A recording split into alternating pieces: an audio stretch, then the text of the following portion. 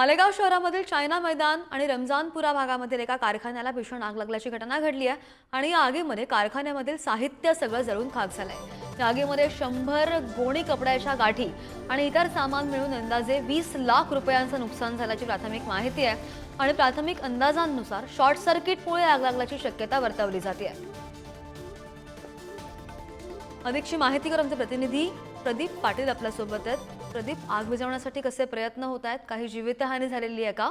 आणि अग्निशमन दलाचे कसे प्रयत्न चालू आहेत आग विझवण्यासाठी?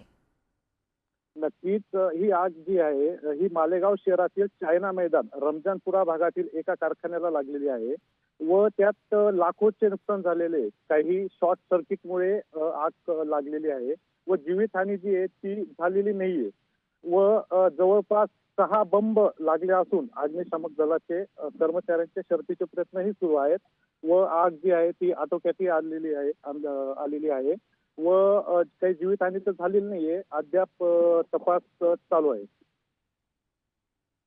अगदी, तर आपण पाहतोय मालेगावमध्ये सायझिंगला भीषण आग लागलेली आहे। प्रदीप, धन्यवाद दिलेल्या माहितीसाठी। आणि आगीमध्ये 100 गोणी कापसाच्या गाठी जळून खाक झाल्यात। आगीमध्ये 20 लाखांचं साहित्य जळून खाक झाल्याची प्राथमिक माहिती आहे।